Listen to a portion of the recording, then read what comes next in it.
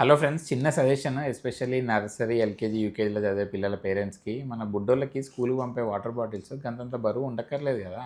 నిన్న మా వాడి కాలు మీద ఎవరిదో బాటిల్ పడ్డది. దెబ్బకి ఆ ఫోర్త్ టో ఫింగర్ ఫ్రాక్చర్ అయింది. ఎస్పెషల్లీ ఆ మెటల్ థర్మో ఫ్లాస్క్ బాటిల్ మస్తు బరువుంటాయి. అవి మన కాళ్ళ మీద పడితే మనకే చుక్కలు కనిపిస్తాయి. అందులో పిల్లల కాళ్ళ మీద పడితే కంపల్సరీ డ్యామేజ్ అయితాయి. అండ్ ఫస్ట్ పాయింట్, ఆ బాటిల్స్ పిల్లలకి అవసరమే లేదు కదా! వాళ్ళకి ఏం కూల్ వాటర్‌లు పోసి పంపరు కదా మీరు స్కూల్స్‌కైతే. సో, ఆ థర్మాఫ్లాస్క్ వాటర్ బాటిల్స్ పిల్లలకి ఎందుకు చెప్పండి? సన్నగా స్లిమ్‌గా ఉండే స్టీల్ బాటిల్స్ యూజ్ చేయండి. లేదంటే మంచి ఫుడ్ గ్రేడ్ ప్లాస్టిక్ బాటిల్స్ కూడా దొరుకుతాయి. అవి యూజ్ చేయొచ్చు.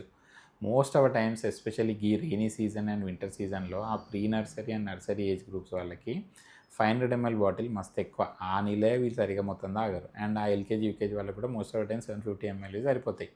మెయిన్ పాయింట్ ఏందంటే బాటిల్ అవసరమైనంత వాటర్ క్యారీ చేయాలి గానీ అనవసరంగా బాటిల్ వెయిట్ పెంచక్కర్లేదు. సో, ప్లీజ్ జర వాటర్ బాటిల్స్ కొనేటప్పుడు ఈ పాయింట్‌ని కన్సిడర్ చేయండి. అండ్ ఇప్పుడు ఇది వినేసి స్కూల్‌లో టీచర్ చూసుకోవాలి కదా!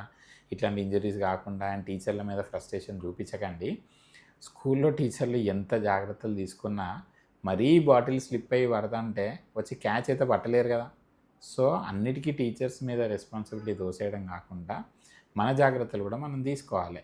ఈరోజు మా బాబుకయింది. నెక్స్ట్ ఇట్లనే ఇంకెవరికైనా కావచ్చని ముందు జాగ్రత్త కోసం ఈ వీడియో చేసి చెప్తున్నా. సో, జర బాటిల్స్ పంపేటివి లైట్ వెయిట్‌వి, ఈజీగా హ్యాండిల్ చేసేటివి ఉండేటట్టు చూసుకోండి. ఓకే. Thanks for watching.